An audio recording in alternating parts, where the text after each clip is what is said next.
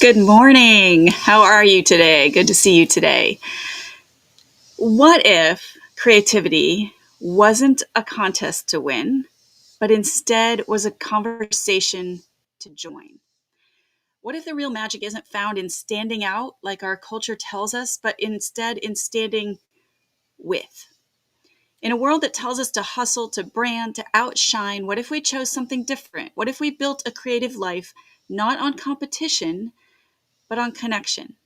Hey friends, welcome to From the Threshold. I am Renee Hill, and each Saturday I come to you from my own front porch, my literal threshold, to offer a moment of reflection for anyone navigating the in-between of creative life.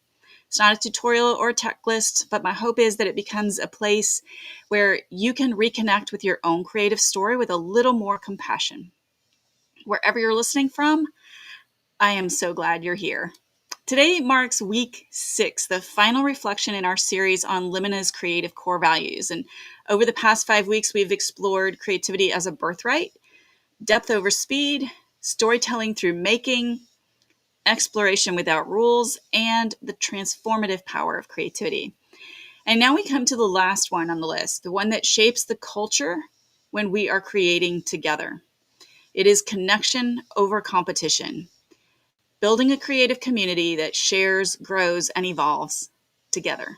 So let's talk about what that means and how it might change the way that we make.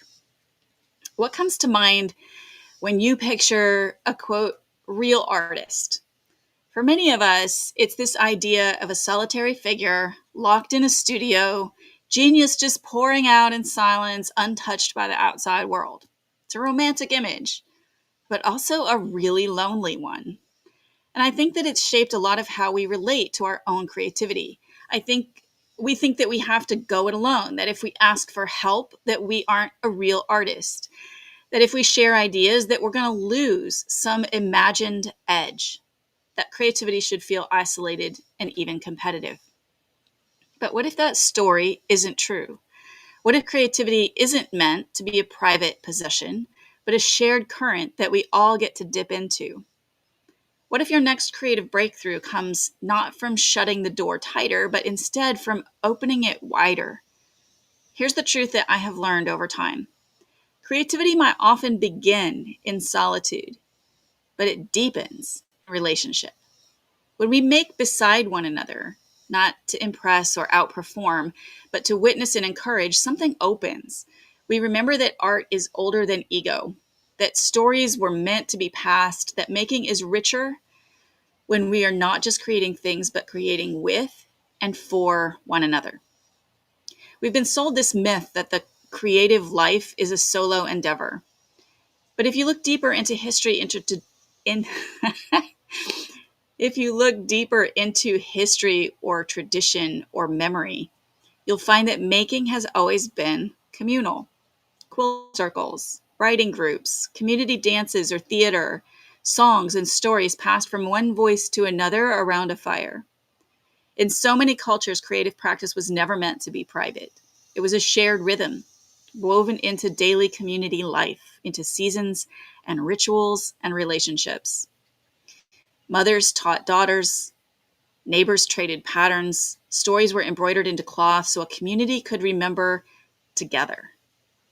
These weren't just moments of performance or skill, they were moments of presence, moments where people gathered around and said with their hands, "You're not alone, I'm here too."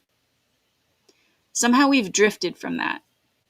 Modern creative life can feel so individual, like everyone's building their own little island.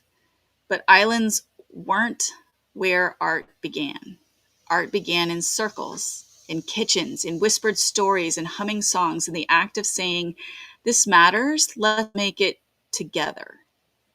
And maybe the most revolutionary thing that we can do now in a world obsessed with competition, algorithms, and curated feeds is to return to that spirit, to rebuild creative circles instead of pedestals, to treat our work not as trophies, but as offerings, not just to be admired, but to be held in community. Of course, even in the most well-intentioned, oh gosh, I'm tripping over my words today. Of course, even in the most well-intentioned creative spaces, there is something that can slip in quietly and steal the joy from making. And that's comparison. You see someone else's work, it's beautiful, it's polished, it's full of confidence, and you feel that pang, that ache that says, I'll never be that good. I'm behind. What's the point in sharing my work? I felt it too. It's one of the things that literally stops me from making, or makes my scrolling even more damaging than it already can be. I struggle with depression periodically and some anxiety as well. And sometimes when I am too emotionally depleted to make something myself, instead of a small act of creativity, I will scroll. Not an uncommon response, right? Because watching others paint or sew, it actually can be soothing to me. But it's also a minefield. I sink into comparison overwhelm and silence my own voice. It sneaks in when I see someone else's growth, someone else's clarity, someone else's amazing work, and I start to shrink my own voice, as if there's only so much space to go around. But here's the thing that I keep telling myself. Envy is not proof that you are not enough. It's a signal that you care. It's a mirror revealing what matters to you. When you long to express, what you long to express, what you're aching to create or be part of. And when we name it honestly, without shame, we can soften it. Because the truth is, someone else's brilliance doesn't dim your own. Their growth doesn't mean that you're stuck. Their voice doesn't cancel yours. In fact, the opposite is true. When we choose to see another's creative light as a beacon instead of a threat, we begin to shift. We realize that their courage makes more space for ours, that we don't need to compete for the light, that there is plenty of light that we can stand together in. So the next time comparison whispers, what about you? Try naming what it is that you want. Yes, me too. I want that kind of freedom. I that kind of creative wholeness. And let that longing guide you forward. So often we think that generosity in creative spaces means sharing techniques, giving feedback, or promoting someone else's work. And those things do matter. But there's another kind of generosity that's even deeper and maybe even more powerful. It's the generosity of showing up, of making something even when it's imperfect, of speaking when your voice still shakes, of posting the unfinished piece, of writing the awkward caption, of starting that messy, beautiful project, even when you are unsure about how it's going to turn out. Because every time that you show up with your whole heart, you give someone else permission to do the same. You say it's okay to be where you are. It's okay to be learning. It's okay to be vulnerable, unsure, or in process. You never know who's watching and quietly thinking, if she can do that, maybe I can try too. This is how creative community grows, not by competing, not by performing, but by witnessing, by holding space for each other's honesty and trusting that there is room for every single voice at the table. We don't have to be the loudest or the most polished or the most followed. We just have to be willing. Willing to show up, to make from where we are, and to trust that even our simplest offerings can spark something in someone else. That's creative kinship. That's how connection is built, not by striving, but by offering. When we think about culture, we often think about the big things, movements, institutions, headlines. But culture isn't just shaped at the national level. It's shaped at the kitchen table, at the studio workbench, in every conversation between two makers who choose to support rather than compete. Culture isn't just built by what we create. It's built by how we create. Do we hoard ideas or do we share them freely? Do we stay silent when another artist shines or do we celebrate them? Do we treat creativity like a limited resource or like something that expands when given away? Because when we create with connection in mind, we're not just nurturing our own work, we're helping shape the kind of creative world that we want to live in. One that says there is room for your story and for mine. There's space for softness and there's power in presence. And no one needs to outpace the rest in order to matter. This is creative kinship. It's not flashy, doesn't always trend, but it's the kind of slow, steady care that builds something lasting. It says, I don't want to win alone. I want to grow together. Maybe the most radical thing we can do in an age obsessed with visibility, vitality, and volume is to root ourselves in a different rhythm, one of mutual encouragement, of intentional collaboration, of choosing to amplify others instead of competing for air. Because in the end, the kind of creative culture that we long for, one of depth and honesty, support, and discovery, will not be handed to us. It's countercultural. We'll have to build it together. And maybe it matters more than ever because we're living in a time when loneliness is being called an epidemic, not just a feeling, but a crisis of connection. We scroll, we compare, we create in silence, wondering if anybody's really seeing us. But creativity can be a way back to tether ourselves to one another, to say, I see you, I know this too, and let's not do it alone. And maybe that's where culture begins to heal, not just in what we make, but in the spaces that we make for each other. So what does it look like to live this out? To be a part of a creative community that shares, grows, and evolves together. Not in theory, but in actual rhythms. Here are a few invitations for your week ahead. 1, celebrate someone else's work publicly. Not just a quick like or fire emoji, but take a moment to name why their work moved you. Leave a thoughtful comment. Share it with your own people and let them know your voice matters and I see you.